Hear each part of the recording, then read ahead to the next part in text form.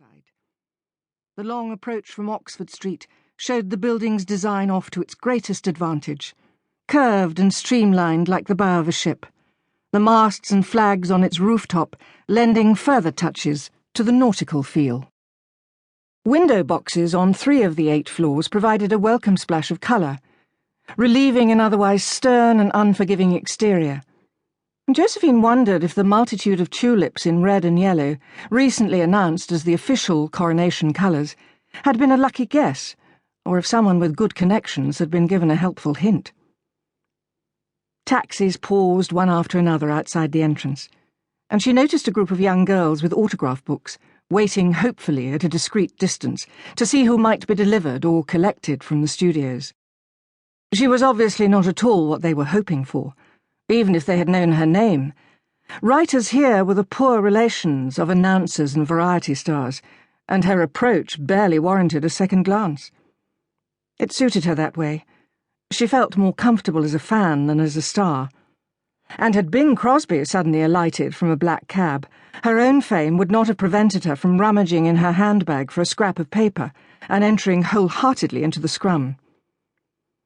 Still, as she paused under Eric Gill's hauntingly beautiful statue of Prospero and Ariel, she realised that she had not felt this excited since the opening night of her play, Richard of Bordeaux.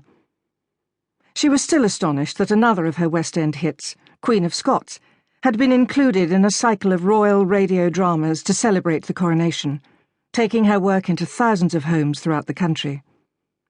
The choice amused her. Mary Stuart was hardly a good advertisement for a long and happy reign, but if the irony had escaped the BBC, she wasn't about to point it out. The entrance hall, semicircular in form and lined with English marble, gave the immediate impression of a much older organisation, solid and established, and more like a bank than a state-of-the-art home for a pioneering venture. It was a beautiful space, softened by the grace of natural curves, and the only extravagance was a show-stealing arrangement of gladioli in a brilliant white vase. The display would have held its own in the grandest of churches, and the comparison was an apt one. A second gill sculpture, this time of a figure sowing wheat, occupied an altar-like position opposite the main door, looking down on everything with a calm, almost spiritual benevolence.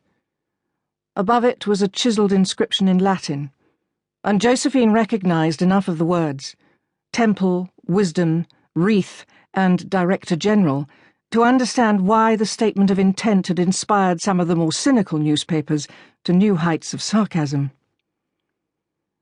Reception was flanked by an information desk and a bookstall selling various BBC publications. She announced herself, then took a seat as directed on one of the leather benches, and watched the corporation go about its daily business. Page boys hurried through the building in smart blue uniforms, collecting and delivering letters. Men of all ages went up and down stairs, some wearing suits, others more casually dressed in roll-neck jumpers and corduroy trousers. And Josephine wondered if she was making assumptions by dividing them into management and creative accordingly.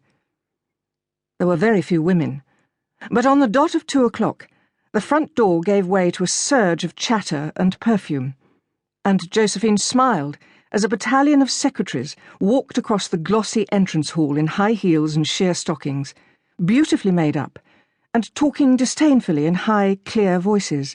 The hub of the organisation had obviously just returned from lunch. As the army disappeared up the stairs, she was reminded of a scene from the film Metropolis. How many people worked here, she wondered? 500 or 600? More? The organisation was its own small town, broadcasting to the world from a world of its own, and Josephine envied the sense of communal endeavour.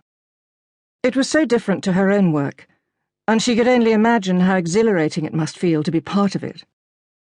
After a few minutes, she saw a distinctive figure with small round glasses and a goatee beard bound down the stairs. She had known Julian Terry for several years, but as a fellow detective novelist rather than the BBC's director of features and drama. His younger brother, John, was a celebrated classical actor who had starred in or produced 2 of the West End productions.